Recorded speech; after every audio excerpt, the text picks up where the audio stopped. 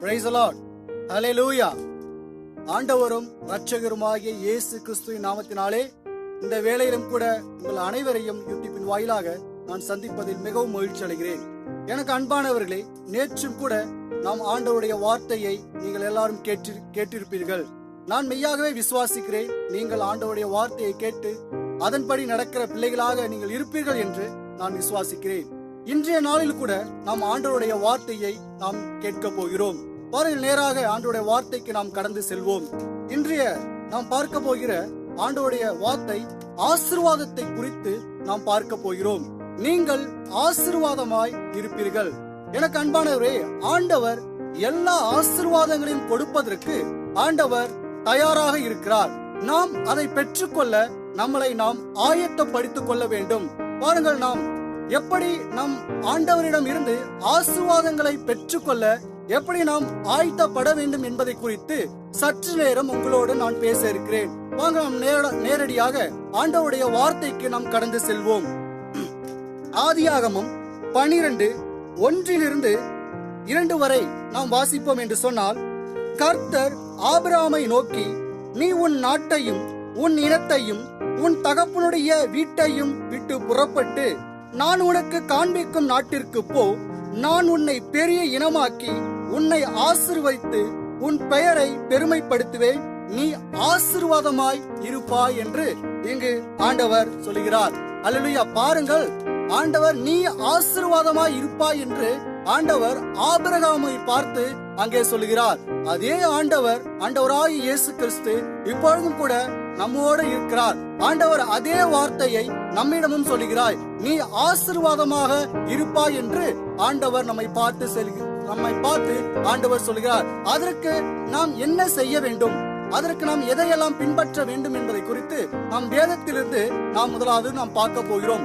ஒரு 8 காரியங்களை குறித்து நாம் பார்க்க போகிறோம். பாருங்கள், நாம் அந்த காரியங்களை குறித்து நாம் பார்ப்போம். ஹல்லேலூயா. முதலாவது காரியம், நாம் என்ன செய்ய வேண்டும்? கர்த்தரை தேட வேண்டும். ஹல்லேலூயா. வேதம் இப்படியாக சொல்லுகிறது, கர்த்தரை தேட வேண்டும். நாம் கர்த்தரை தேடுகிறவர்களாக நாம் இருக்க வேண்டும். நாம் ஆண்டவருக்குள் வந்து ரட்சிப்பை பெற்றுக்கொண்டு பரிசுத்த ஆவியானவரை பெற்றுக்கொண்டு சில காலம் ஆண்டவரோடு இருந்து மீண்டுமாய் நாம் ஆண்டவர் விட்டு விலகி போகிறவர்களாய் நாம் விலகி போனவர்களாய் இருக்கிறோம். ஆண்டவரை தேடாமல் வேற எதையோ நாம் தேடிக்கொண்டு இருக்கிறோம். அப்படி இருக்கக்கூடாது. முதலாவது நாம் கர்த்தரை தேடுகிறவர்களாக நாம் இருக்க வேண்டும் என்று வேதம் இப்படியாக சொல்கிறது. பாருங்கள், மத்தேயு சுவிசேஷம் 6:33 இப்படியாக சொல்லுகிறது. அதை நாம் வாசிக்க கேட்போம். முதலாவது, தேவனுடைய அரசையும் அவருடைய நீதியையும் தேடுங்கள், அப்பொழுது இவைகளெல்லாம் உங்களுக்கு கூட கொடுக்கப்படும் என்று வேதம் தெளிவாக சொல்கிறது. எனக்கு அன்பானவர்களே, பாருங்கள், முதலாவது தேவனுடைய ராஜ்யத்தை நாம் தேடுகிறவர்களாக நாம் இருக்க வேண்டும். தேவனுடைய ராஜ்யம் என்பது பரலோக ராஜ்யம். அந்த ராஜ்யத்தில் எப்படி நாம் பிரவேசிக்க முடியும்? அந்த ராஜ்யத்துக்கு போகிறதுக்கு நம்மளை நாம் தயார்படுத்திக் கொள்ள வேண்டும் என்பதை குறித்து நாம் தேடுகிறவர்களாய் நாம் இருக்க வேண்டும். இரண்டாவது சொல்லப்படுகிறது, அவருடைய நீதியை தேடுங்கள் என்று இங்கு சொல்லப்படுகிறது. அவருடைய நீதி எது? ஆண்டவர் நமக்கு கொடுத்த கட்டளைகள், ஆண்டவர் நமக்கு கொடுத்த அந்த வார்த்தைகளை நாம் பின்பற்றுவர்களாக நாம் இருக்க வேண்டும். முதலாவது, நமக்கு ஆசீர்வாதம் வேண்டும் என்று சொன்னால் முதலாவது தேவனுடைய ராஜ்யத்தையும் அவருடைய நீதியையும் தேடுகிறவர்களாக நாம் இருக்க வேண்டும். முதலாவது கர்த்தரை நாம் தேட வேண்டும். நீங்கள் நிச்சயமாக கர்த்தரை தேடுவீர்கள் என்று சொன்னால் அவர் உங்களுக்கு ஆசீர்வாதத்தை கொடுக்கிறவராய் இருக்கிறார் என்பதை இந்த வேதத்திலிருந்து நாம் பார்க்க முடிகிறோம். இரண்டாவது நாம் செய்ய வேண்டியது என்னவென்றால் கீழ்ப்படிதல். எனக்கு அன்பானவர்களே, கீழ்ப்படிதல் என்பது மிக முக்கியமாக ஒன்றாக இங்கே கருதப்படுகிறது. நாம் நம்முடைய வீட்டில் இருக்கும்போது நமது தாய் தகப்பனுக்கு கீழ்ப்படிந்த பிள்ளைகளாக இருக்கிறோம். இரண்டாவது, நாம் கல்லூரிக்கு செல்லும் போது ஆசிரியர்களுக்கு கீழ்ப்படிந்தவர்களாக இருக்கிறோம். இங்க வேதத்தை அடிப்படையில் நாம் பார்க்கும்போது நாம் இரண்டாவது சொல்லப்படுகிறது, ஆண்டவருக்கு நாம் கீழ்ப்படிந்தவர்களாக இருக்கும்போது இருக்கணும். எனக்கு அன்பானவர்களே, நாம் ஆண்டவருக்கு கீழ்ப்படிந்தவர்களாக நாம் இருக்கும்போது ஆண்டவர் நம்மை நிச்சயமாக ஆசீர்வதிக்கிறவராக இருக்கிறார். பாருங்கள், நாம் வேதத்திலிருந்து நாம் பார்ப்போம். ஆதியாகமம் 12:4 இப்படியாக சொல்லுகிறது. ஆதியாகமம் 12:4 நாம் வாசிப்போம் என்று சொன்னால், கர்த்தர் ஆபிரகாமுக்கு சொன்னபடியே அவன் புறப்பட்டு போனான். எனக்கு அன்பானவர்களே, பாருங்கள், ஆபிரகாமை நோக்கி ஆண்டவர் சொல்கிறார், உன் நாட்டையும் உன் இனத்தையும் உன் தகப்பனுடைய வீட்டையும் விட்டு புறப்பட்டு போ, நான் உனக்கு காண்பிக்கும் நாட்டிற்கு போ என்று சொன்னவுடன் ஆபிரகாமானவன் ஆண்டவரிடம் ஒரு வார்த்தை எதிர்த்து பேசாமல், சரி ஆண்டவரே நான் செல்கிறேன் என்று சொல்லி அந்த நிமிடத்தில் ஆண்டவருக்கு கீழ்ப்படிந்தவனாக இருந்தான் என்று சொல்லி வேதம் இப்படியாக சொல்லுகிறது. நாம் ஆதியாகமம் 26:4 வரை நாம் வாசிப்போம் என்று சொன்னால் இப்படியாக வேதம் சொல்லுகிறது. 26 ஆண்டவர் ஆபிரகாமை குறித்து இங்கு சாட்சி கொடுக்கிறதை நாம் பார்க்க முடிகிறது. அது என்னவென்று நாம் பார்ப்போம்.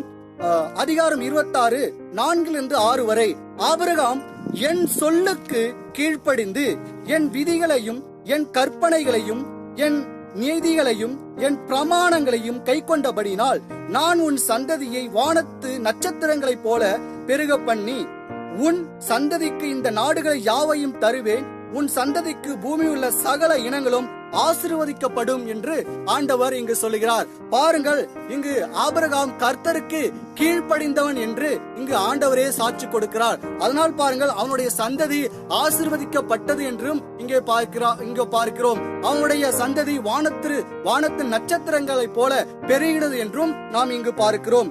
ஏனென்றால் ஏன் இந்த காரியங்கள் ஆபிரகாமுக்கு நடந்தது என்று நாம் பார்ப்போம் என்று சொன்னால், அவன் ஆண்டவராகிய இயேசு கிறிஸ்துவுக்கு அவன் கீழ்ப்படிந்தவனாய் இருந்தால், நிச்சயமாக எனக்கு அன்பானவர்களே, நீங்களும் ஆபிரகாமு போல நீங்கள் கீழ்ப்படிந்து நடப்பீர்கள் என்று சொன்னால் நிச்சயமாக இந்த ஆசீர்வாதத்தை நீங்களும் பெற்றுக் கொள்வீர்கள்.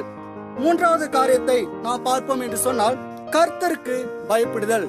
எனக்கு அன்பானவர்களே, கர்த்தருக்கு பயம் நிச்சயமாக நமக்கு மிகப்பெரிய ஒரு ஆசீர்வாதத்தை கொண்டு வருகிறதா இருக்கிறது. இன்றைய காலங்களில் நாம் பார்ப்போம் என்று சொன்னால், பாருங்கள், ஆண்டவருக்கு பயப்படுகிற பயம் முற்றிலும் குறைந்து கொண்டே வருகிறது. சில காரியங்கள் சில பேர்கள் பார்த்தோம் என்று சொன்னால், அவர்கள் ஆண்டவருக்கு விரோதமாக சில காரியங்களை செய்கிறார்கள். துணிகரமாக ஆண்டவர் நம்மை பார்த்து கொண்டிருக்கிறார் என்பதை மறந்தும் ஆண்டவருக்கு எதிராக பல காரியங்களை செய்கிறார்கள். அப்படிப்பட்ட காரியங்களை நாம் செய்வோம் என்று சொன்னால் ஆண்டவர் நம்மளை ஆசீர்வதிக்க மாட்டார். கர்த்தருக்கு பயந்து அவருடைய வழியில் நடந்து நாம் ஆண்டவருக்கு நாம் நிலைப்போம் என்று சொன்னால் ஆண்டவர் நிச்சயமாக மிகப்பெரிய ஒரு ஆசீர்வாதத்தை கொடுப்பார். சங்கீதம் 128:1 நாம் 4 வரை வாசிப்போம் என்று சொன்னால் இப்படியாக சொல்கிறது. சங்கீதம் 128 நாம் வாசிப்போம். எனக்கு அன்பார்களே, பாருங்கள், சங்கீதம் 128:1-4 வரை நாம் வாசிப்போம் என்று சொன்னால், கர்த்தருக்கு அஞ்சி அவர் வழிகளில் நடக்கிறவன் எவனோ அவன் பாக்கியம் உள்ளவன். அல்லேலூயா. பாருங்கள், கர்த்தருக்கு அஞ்சி அவர் வழிகளில் எவன் நடக்கிறானோ அவன் பாக்கியம் உள்ளவனால் இருப்பான் என்று சொல்லப்படுகிறது. இரண்டாவது வசனத்தை பார்ப்போம் என்று சொன்னால், உன் உழைப்பின் பலனை நீ சாப்பிடுவாய், உனக்கு வளமையும் நன்மையும் உண்டாயிருக்கும். பாருங்கள், நீ சம்பாதிக்கிறது எல்லாம் உனக்கு வந்து சேரிடும். நீ உழைப்பின் பலனை சாப்பிடுவாய். யாரிடமும் நம்ம கையேந்த வேண்டிய அவசியம் இல்லை. நாம் செய்வதெல்லாம் நல்ல பலனை கொடுக்கும் என்று இங்க சொல்லப்படுகிறது. ஏனென்றால் நாம் கர்த்தருக்கு பயப்படுவதனால் அந்த பலன் நமக்கு ஆசீர்வாதம் கிடைக்கிறது என்று நாம் பார்க்கிறோம். உன் மனைவி உன் வீட்டில் கனித்தரும் திராட்சை கொடி போல் இருப்பாள். உன் பிள்ளைகள் உன் பந்தியை சுற்றிலும் ஒலிவ மர கன்றுகளைப் போல் இருப்பார்கள். இதோ கர்த்தருக்கு அஞ்சுகிற மனிதன் இவ்விதமாய் ஆசீர்வதிக்கப்படுவான் என்று இங்கு வேதம் தெளிவாக சொல்கிறது. எனக்கு அன்பானவர்களே, நாம் கர்த்தருக்கு பயந்து நடக்கும் போது அநேக ஆசீர்வாதங்களை நாம் பெற்றுக்கொள்ள முடியும். கர்த்தருக்கு பயம் இல்லாமல் நாம் ஒரு காரியத்தை செய்வோமானால் நிச்சயமாக ஆண்டவர் நம்மை ஆசீர்வதிக்க மாட்டார். இப்படியாக வேதம் சொல்லுகிறது. நீதிமொழிகள் 1:7 இப்படியாக சொல்லுகிறது, ஞானத்தின் ஆரம்பம் கர்த்தருக்கு பயப்படுதல் என்று இப்படியாக வேதம் சொல்லுகிறது. நமக்கு நல்ல ஞானம், எது சரி எது கெட்டது என்பதை நமக்கு ஆண்டவர் கொடுக்க வேண்டும் என்று சொன்னால் அதற்கு கர்த்தருக்கு நாம் பயப்பட வேண்டும். எனக்கு அன்பானவர்களே, கர்த்தருக்கு நாம் பயந்து நாம் ஆண்டவருடைய ஆசீர்வாதங்களை பெற்றுக்கொள்ள நாம் தகுதி உடையவர்களாக நம்மை மாற்ற வேண்டும் என்று வேதம் இப்படியாக சொல்லுகிறது. அடுத்து நாம் பார்ப்போம் என்று சொன்னால், கர்த்தருக்கு கொடுத்தல். எனக்கு அன்பானவர்களே, நாம் கொடுக்க வேண்டும். கர்த்தருக்கு நாம் எதை கொடுக்க வேண்டும்? ஆண்டவர் நம்மிடம் கேட்கிறது நம்முடைய இருதயத்தை, நம்முடைய ஆத்மாவை ஆண்டவர் கேட்கிறார். ஆண்டவர் இப்படியாக கேட்கிறார், மகளே மகனே, உன்னுடைய இருதயத்தை என்னிடம் கொடு. ஏனென்றால் வேதம் இப்படியாக சொல்லுகிறது, இருதயம் திருக்குள்ளதும் கேடு உள்ளதும் என்று இப்படியாக வேதம் சொல்லுகிறது. அதனால ஆண்டவர் சொல்லுகிறார், இருதயத்தை என்னிடம் கொடு என்று ஆண்டவர் சொல்லுகிறார். நாம் ஆண்டவருக்கு நிச்சயமாக நம்முடைய இருதயத்தில் இடம் கொடுப்போம் என்று சொன்னால், நம்முடைய இருதயத்தை ஆண்டவருக்கு முழுவதுமாக நாம் கொடுப்போம் என்று சொன்னால், நிச்சயமாக ஆண்டவர் நம்மளை ஆசீர்வதிப்பவராக இருக்கிறார். மீண்டும் ஒரு சொல்கிறார், கர்த்தருக்கு கொடுத்தல் என்றால் காணிக்கை குறித்து இங்கு ஆண்டவர் சொல்கிறார். தசம பாகத்தை குறித்து ஆண்டவர் இங்கு சொல்கிறார். இப்படி பார்ப்போம் என்று சொன்னால், மல்கியா 3வது அதிகாரம் 10வது வசனம் இப்படியாக சொல்கிறது. வாருங்கள் நாம் வாசிப்போம். என் ஆலயத்தில் உணவு இருக்கும்படியாக உங்கள் தசமை பாகங்களை எல்லாம் பண்டகசாலையிலே கொண்டு வாருங்கள். அப்பொழுது நான் வானத்தின் பலகணிகளை திறந்து இடம் கொள்ளாமற் போகும் வரை உங்கள் மேல் ஆசீர்வாதங்களை பொழிய மாட்டோனோ என்று அதில் என்னை சோதித்து பாருங்கள் என்று சேனைகளின் கர்த்தர் கூறுகிறார். எனக்கு அன்பானவர்களே, நீங்கள் ஆண்டவருக்கு தசம பாகத்தை நீங்கள் கட்டாயமாக கொடுக்க வேண்டும். நீங்கள் கொடுத்து பாருங்கள், ஆண்டவர் உங்களை மேலும் மேலும் ஆசீர்வதித்து உங்களுடைய குடும்பத்தையும் நீங்கள் செய்கின்ற வேலைகளையும் ஆசீர்வதித்து உயர்த்துவார். நீங்கள் கொடுப்பதினால் நீங்கள் நிறைய பலன்களை நீங்கள் பெறுகிறவர்களாக நீங்கள் இருப்பீர்கள். நீங்கள் ஒரு சபைக்கு போகிறவர்களாக இருக்கலாம். நீங்கள் அங்குள்ள போதகரையோ விசுவாசிகளோ நீங்கள் பார்க்க வேண்டிய அவசியம் இல்லை. ஆண்டவருக்கென்று நீங்கள் கொடுக்கும் போது ஆண்டவர் நிச்சயமாக உங்களை ஆசீர்வதிப்பாராக. இப்படியாக இந்த ஆசீர்வாதத்தை நீங்கள் பெற்றுக்கொள்ள ஆண்டவருக்கு உங்களுடைய இருதயத்தையும் நீங்கள் காணிக்கையும் கொடுக்கும்படியாக ஆண்டவர் இங்கே சொல்லப்படுகிறது. 5வது காரியம் நாம் பார்ப்போம் என்று சொன்னால், ஜெபிக்கிறதுனால். பாருங்கள் எனக்கு அன்பானவர்களே, நீங்கள் ஜெபிக்கிறதுனால் நிச்சயமாக நீங்கள் ஆசீர்வாதத்தை பெற்றுக்கொள்வீர்கள். ஆண்டவராகிய இயேசு கிறிஸ்து நமக்கு முன்மாதிரியாக எப்படி ஜெபிக்க வேண்டும் என்பதையும் கற்றுக் கொடுத்திருக்கிறார். அவர் இரவு முழுவதும் ஜெபித்தார் என்று நம்ம வேதத்தில் பார்க்கிறோம். அவர் அதிகாலையிலே எழுந்து ஜெபித்தார் என்றும் நாம் அங்கே வேதத்தில் பார்க்கிறோம். ஜெபத்தினால் அநேக அற்புதங்களையும் ஆசீர்வாதங்களையும் நாம் பெற்றுக்கொள்ள முடியும். முடியாத காரியங்களையும் ஜெபத்தினால் நாம் பெற்றுக்கொள்ள முடியும். நமக்காக ஜெபிக்கும் போது நிச்சயமாக ஆண்டவர் நமக்கும் ஆசீர்வாதத்தை கொடுப்பார். பிறருக்காக ஜெபிக்கும் போது அவர்களுக்கும் நிச்சயம் ஒரு ஆசீர்வாதத்தை ஆண்டவர் கொடுப்பார். எரேமியா 33:3 இப்படியாக சொல்லுகிறது. நம்ம வாசிக்க கேட்போம். எரேமியா 33:3 இப்படியாக சொல்லுகிறது. அல்லேலூயா. பாருங்கள், எரேமியா அதிகாரம் 33:3 இப்படியாக சொல்கிறது. என்னை நோக்கி கூப்பிடு, அப்பொழுது நான் உனக்கு பதிலளித்து நீ அறியாததும் உனக்கு எட்டாதுமான பெரிய காரியங்களை உனக்கு அறிவிப்பேன். அல்லேலூயா. எனக்கு அன்பானவர்களே, ஆண்டவர் சொல்கிறார், ஜெபத்தில் என்னை நோக்கி கூப்பிடு என்று இங்கு ஜெபத்தில் ஆண்டவர் சொல்கிறார். அப்பொழுது உனக்கு நிச்சயமாக பதில் அளிப்பேன் என்று ஆண்டவராகிய இயேசு கிறிஸ்து இங்கு சொல்கிறார். அதே போல உனக்கு எட்டாவதுமான மிகப்பெரிய காரியங்களை இங்கு செய்வேன் என்று ஆண்டவர் சொல்லுகிறார். பாருங்கள் எனக்கு அன்பானவர்களே, சில காரியங்கள் நினைத்து நீங்கள் ஜெபம் பண்ணும் போது இந்த காரியம் நிச்சயம் நிறைவேறுமா என்று நீங்கள் ஜெபம் பண்ணும் போது பாருங்கள், நீங்கள் நினைத்து பார்க்க முடியாத பெரிய காரியங்களை செய்ய நமது ஆண்டவராகிய இயேசு கிறிஸ்து வல்லவராய் இருக்கிறார் என்பதை நாம் இங்கு பார்க்கிறோம். அது யோவான் அதிகாரம் 14 இப்படியாக சொல்லுகிறது. என் நாமத்தினால் நீங்கள் எதை கேட்பீர்களோ அதை பெற்றுக் கொள்வீர்கள் என்று ஆண்டவராகிய இயேசு கிறிஸ்து இப்படியாக சொல்லுகிறார். ஜெபத்தில் ஆண்டவருடைய நாமத்தினால் நாம் நல்ல விஷயங்களை நாம் கேட்க வேண்டும். அப்படி நாம் கேட்கும் போது ஆண்டவர் நிச்சயமாக நமக்கு பதிலளித்து மிகப்பெரிய ஒரு ஆசீர்வாதத்தை நமக்கு கொடுக்கிறவர்களாய் ஆண்டவர் இருக்கிறார். அதோடு நாம் ஒரு 6வது காரியத்தை நாம் பார்க்கும் என்று சொன்னால், தியானித்தல் அப்படி என்று சொல்லப்படுகிறது.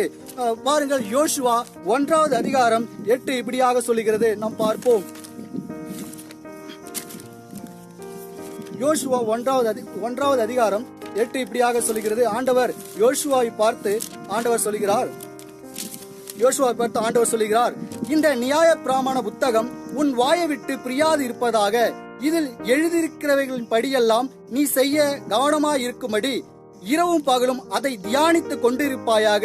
அப்பொழுது நீ உன் வழியை வாய்க்க பண்ணுவாய் என்று ஆண்டவராகிய இயேசு கிறிஸ்து இங்கு சொல்லுகிறார். நாம் தியானிக்க வேண்டும். எதை தியானிக்க வேண்டும்? ஆண்டவருடைய வார்த்தையை இரவும் பகலும் நாம் தியானிக்க வேண்டும். அதில் சொல்லப்பட்டிருக்க வசனங்களை எல்லாம் நாம் தியானிக்க வேண்டும். நமக்கு எப்பப்பெல்லாம் நமக்கு சமயம் கிடைக்கிறதோ அப்பப்பெல்லாம் நாம் ஆண்டவருடைய வார்த்தையை தியானிக்க வேண்டும் என்று இப்படியாக வேதம் சொல்லுகிறது. சங்கீதம் 1வது அதிகாரம் 1-3 வரை நாம் வாசிப்போம் என்று சொன்னால் இப்படியாக சொல்லுகிறது. பாருங்கள், தீயவருடைய ஆலோசனையில் நடவாமலும் பாவிகளுடைய வழியில் நில்லாமலும் நிந்திப்பவர் உட்காரமிடத்தில் உட்காராமலும் கர்த்தருடைய வேதத்தில் விருப்பமாயிருந்து இரவும் பகலும் அவருடைய வேதத்தில் தியானமாய் இருக்கிற மனிதன் பாக்கியவான். அவன் நீர்க்கால்களின் ஓரமாய் நடப்பட்டு தன் காலத்தில் தன் கனியை தந்து இலையுதரா இருக்கிற மரத்தை போலிருப்பான். அவன் செய்வதெல்லாம் வாய்க்கும் என்று ஆண்டவராகிய இயேசு கிறிஸ்து சொல்கிறார். பாருங்கள், நம் ஆண்டவருடைய வேதத்தை, கர்த்தருடைய வேதத்தை தியானிக்க வேண்டும். நாம் இரவும் பகலும் ஆண்டவருடைய வேதத்தை தியானித்து அது சொல்லப்பட்டிருக்கிற காரியங்களை, ரகசியங்களை ஆண்டவரிடமிருந்து நாம் பெற்றுக்கொள்ள வேண்டும் என்று இங்கு சொல்லப்படுகிறது. அல்லேலூயா. இப்படி நாம் செய்வோம் என்று சொன்னால் நிச்சயமாக நமக்கு மிகப்பெரிய ஒரு ஆசீர்வாதம் நமக்கு இருக்கு. அதன் மூலமாக நாம் ஆசீர்வதிக்கப்பட்டிருப்போம் என்று இந்த வேதம் இப்படியாக சொல்லுகிறது. எனக்கு அன்பானவர்களே, பாருங்கள், 7வது காரியத்தை நாம் பார்ப்போம் என்று சொன்னால் துதியினால் எப்படி ஆசீர்வாதத்தை பெற்றுக்கொள்ள முடியும் என்று இங்கு நாம் பார்க்க போகிறோம். நம்முடைய இருதயத்திலிருந்தும் நம்முடைய நாவிலிருந்தும் ஆண்டவரை நாம் எக்காலும் துதிக்கிறவர்களாக நாம் இருக்க வேண்டும். எனக்கு அன்பானவர்களே, நம்முடைய துதி எப்பொழுதும் நாவில் இருக்க வேண்டும் என்று இப்படியாக வேதம் சொல்லுகிறது. பாருங்கள், துதிக்கிறதுனால் அநேக ஆசீர்வாதங்களை நாம் பெற்றுக்கொள்ள முடியும். ஒரு வேலைக்காக நாம் போகும்போதும் ஒரு வேலையை செய்வதற்கு முன்பும் நம்முடைய இருதயத்திலும் நம்முடைய நாவிலும் ஆண்டவரை ஒரு கணம் துதித்து விட்டு நாம் அந்த வேலையை செய்வோம் என்று சொன்னால் நிச்சயமாக நமக்கு மிகப்பெரிய ஒரு ஆசீர்வாதம் நமக்கு இருக்கின்றது. பாருங்கள், அப்போஸ்தலர் நடபடிகள் 15வது அதிகாரம் 6வது வசனம் இப்படியாக இங்கு சொல்லுகிறது. நாம் அதை வாசிக்க கேட்போம். அப்போஸ்தலர் நடபடிகள் 15 6வது அதிகாரம் இப்படியாக சொல்லுகிறது. நாம் அதை வாசிப்போம்.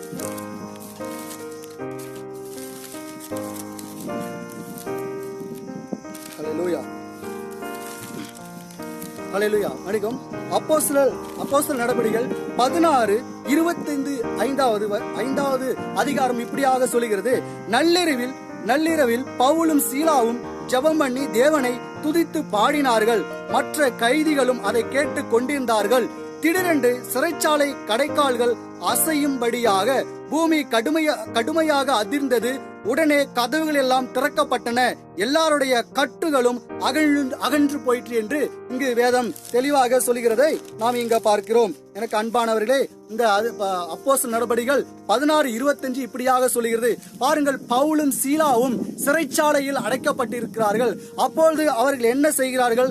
ஆண்டவரை பார்த்து தன்னுடைய நாவினால் துதிக்கிறார்கள் என்பதை இங்கு நாம் பார்க்கிறோம். துதித்து பாடினார்கள் என்று நாம் பார்க்கிறோம். அப்பொழுது அங்கு என்ன நடந்தது? அவர்களுக்கு அங்கு ஒரு விடுதலை அங்கு கொடுக்கப்பட்டது. அவருடைய கையில் இருந்த விலங்குகள் எல்லாம் அவிழ்க்கப்பட்டது என்பதை குறித்து நாம் பார்க்கிறோம். பாருங்கள், அது ஒரு ஆசீர்வாதத்தை அங்கு ஆண்டவர் அங்கு கொடுத்திருக்கிறார். ஏனென்றால் அவர்கள் துதித்ததனால் அந்த ஆசீர்வாதம், அந்த விடுதலை என்ற ஆசீர்வாதம் அவர்களுக்கு கிடைத்ததாக நாம் இங்கு பார்க்கிறோம். கடைசியாக எனக்கு அன்பானவர்களே, மிக முக்கியமானது நாம் ஆசீர்வாதமாய் இருக்க வேண்டும் என்று சொன்னால் மிக மிக முக்கியமான ஒரு விஷயம் என்னவென்றால் விசுவாசித்தல். நாம் மெய்யாகவே ஆண்டவராகிய இயேசு கிறிஸ்துவை நாம் விசுவாசிக்க வேண்டும்.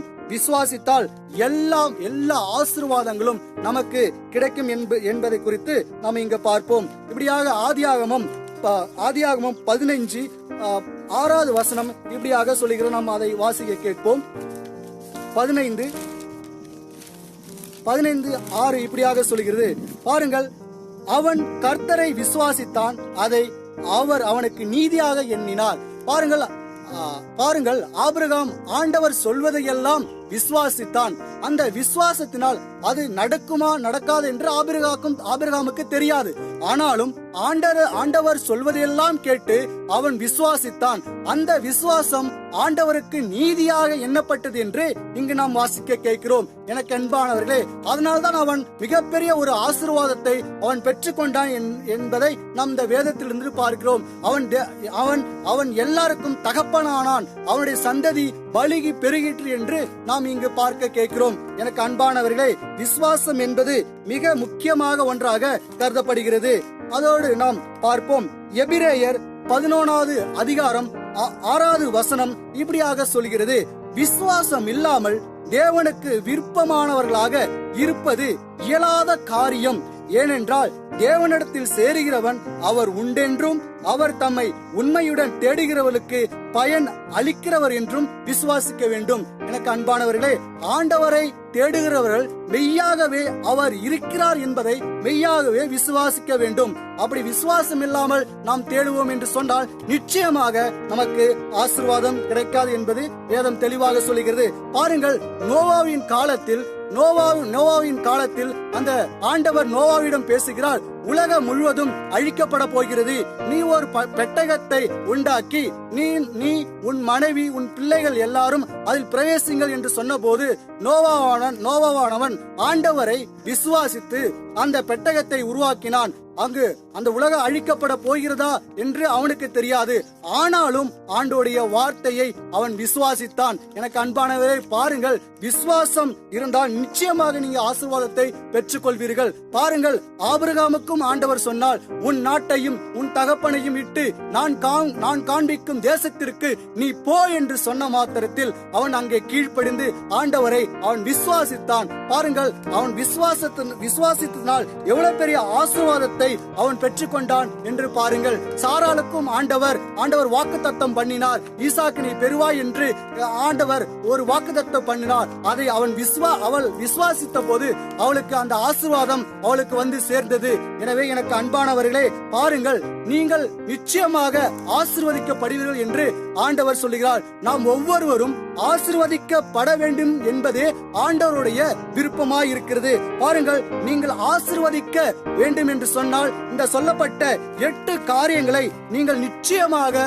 பின்பற்ற வேண்டும். பாருங்கள், எந்தெந்த காரியங்களை நீங்கள் பின்பற்ற வேண்டும் என்றால், முதலாவது நாம் கர்த்தரை தேட வேண்டும். இரண்டாவது கர்த்தருக்கு கீழ்ப்படிதல் வேண்டும். மூன்றாவது கர்த்தருக்கு பயப்படுதல் வேண்டும். நான்காவது கர்த்தருக்கு கொடுத்தல் வேண்டும். ஐந்தாவது ஜெபிக்கிறவர்களாக நீங்கள் இருக்க வேண்டும். மூன்றாவது ஆண்டவருடைய வார்த்தையை தியானித்தல் வேண்டும்.